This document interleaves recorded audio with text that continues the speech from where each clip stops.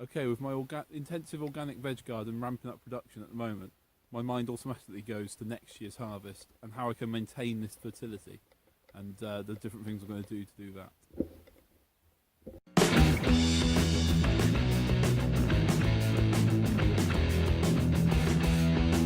Okay, so the other day I was talking to a fellow gardener who works quite locally to here, and he was saying that the person he works for doesn't buy them any kind of amendments or compost or anything like that. It's only what you can make on site that he can use. So it's hard for soil improvement and things like that because this soil is quite heavy.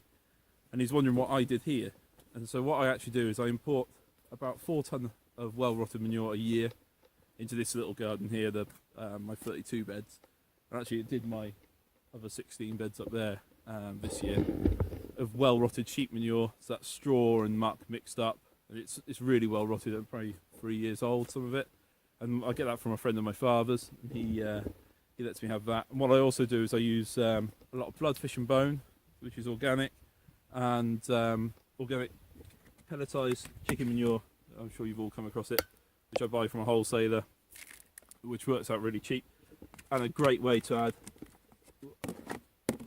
nitrogen to my crops, to my heavy crops, well, heavy feeding crops. Because I want to try and get in a couple of rotations a year on most of these beds. So, I mean, it'd be nice to use green manures on the beds, which I will do in winter. But I mean, this one I just harvested 7 kilos of potatoes from. And it's now got beetroot, which I've transplanted into the beetroot. It's already got a 3-week head start. So all I did was add a wheelbarrow full of compost to it to try and get it moving fairly quick.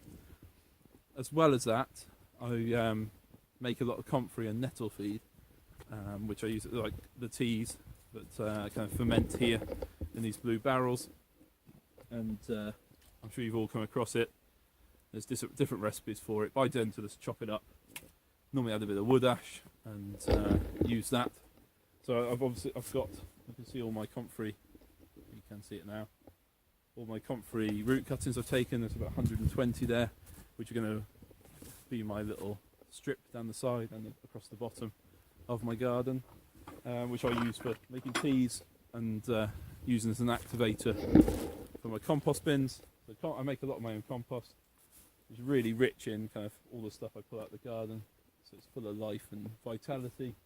There's one making, there's one from last year which has got some squashes on top, and another one there which is making at the moment. I've got these 3 bins here in this compost area, just knocked up out of pallets. So that's the last of the muck I've got, which I'm going to end up using fairly soon, I think. So I'm going to put in this year's sheep bedding and sheep muck from here. But unfortunately I have to import a lot of my fertility, so the muck that I import, or even the bedding I import, is straw from somewhere else, normally my father's farm. So it'd be nice to produce more from here really. So I do use the chicken, so you can see the chicken pen there. So that has a floor in it, so I can take the chicken bedding out and add that to my compost, so a really rich source of nitrogen as well, and all the other elements. The chicken pens I've just designed and I'm starting using now, these ones here, don't have a floor in the coop area, so they're aimed to add fertility to kind of the pastured areas, which is great for down here in the orchard and between my trees, but it's not going to add anything to my veg garden.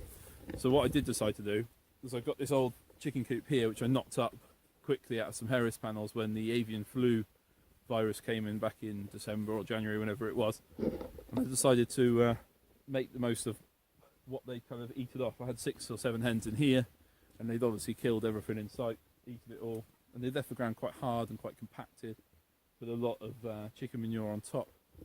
So as you can see here, it's pretty barren. So what I decided was I went on a few forums, permaculture ones, and I got talking to someone, and they said about the Henry Doppelday Research Association had done some experiments of growing sunflowers and cropping them immature, kind of half height, as a compost kind of bulking agent, because they contain the 4 main things that you need for good compost, which is nitrogen, carbon, air and water. So it kind of provides that with the stems and the leaves. So what I did was I started to load off in trays, so if you can see there, so I've put in quite tight spacing, loads and loads of sunflowers across here, 4 trays worth. So the idea being that when they get to kind of late summer, should be, you know, up this kind of height, hopefully. I'll cut them all off, chop them up and add them to my compost as a bulking agent, so hopefully bring a bit of fertility that way. And while I was down here, I thought I'd add in some poppies. I love my bread seed poppies. So I bake most days, so it's really nice to have my own bread seed poppies for that. It's great taste, and also it's like another step towards kind of self-sufficiency. And then I decided as well, I might as well, got a bit of space, chuck some winter squashes down here. I had some left over that I couldn't fit in my second garden over there. So I put some down here. They've got Honey Bear, which is these kind of little round ones, and some Annie Schwartz ones, a heritage variety. And then everywhere else, I've sprinkled green manure. So I put mustard down on one side and buckwheat down on the other. Try and prevent the docks and the buttercups and stuff getting established quite as fast as they're going to. And then hopefully I'll be able to seed down some grass later in the year to make it back to being pasture when I take the pen down and move the coop away. So anyway, that's the plan for importing a bit of fertility into my garden. I've got some other ideas as well. Let me know what you'd do in the comments and how you'd import fertility into your garden and to try and keep it up there, especially as I want to increase my garden size. I mean, my garden hopefully is going to be all this area behind me next year. So I really need to kind of increase how I produce fertility and make my beds really productive. So if you've got any tips and ideas, please leave them in the comments below. If you like this video, press the thumbs up. Please click subscribe and pop over to the blog and have a look over there as well. Thanks for watching.